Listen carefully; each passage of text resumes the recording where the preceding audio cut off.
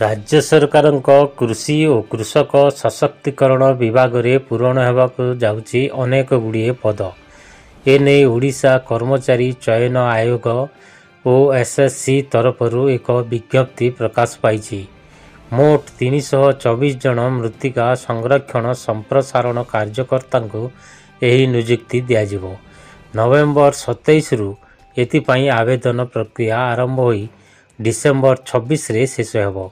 सेहीपरि online application form submission बा आवेदनर शेष तारीख डिसेम्बर 29 रही बेले फॉर्म संशोधनर शेष तारीख जानुआरी 1 तारीख रही जनापड़ी।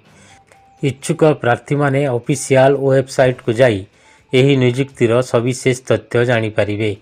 अणसंरक्षित शिक्षा और सामाजिक क्षेत्र में पछुआ श्रेणी एससीबीसी अनुसूचित जाति एससी अनुसूचित जनजाति वर्गर प्रार्थी एथिरे पद संरक्षित रही। प्रार्थी जेकोसी स्वीकृति प्राप्त विश्वविद्यालय शिक्षानुष्ठान कृषि संबंधी विषय रे युक्त 2 विज्ञान किंबा धंदामूलक शिक्षा पास करिथिबे। चलित वर्ष जानुआरी मास पहला सुधा प्रार्थींकर बयस योग्यता 21 रु 38 वर्ष मध्य रहिथिबा आवश्यक। बयस कोहल नियम अनुसार धार्य कराजिवो। प्रिलिमिनारी परीक्षा, मुख्य लिखित परीक्षा और सर्टिफिकेट जांच आदि 3टी पर्याय माध्यम योग्य प्रार्थी को चयन कराजिवो।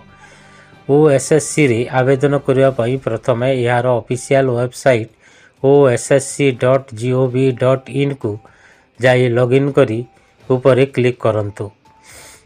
सेटारे combined higher secondary recruitment 2024 link को सिलेक्ट करंतु।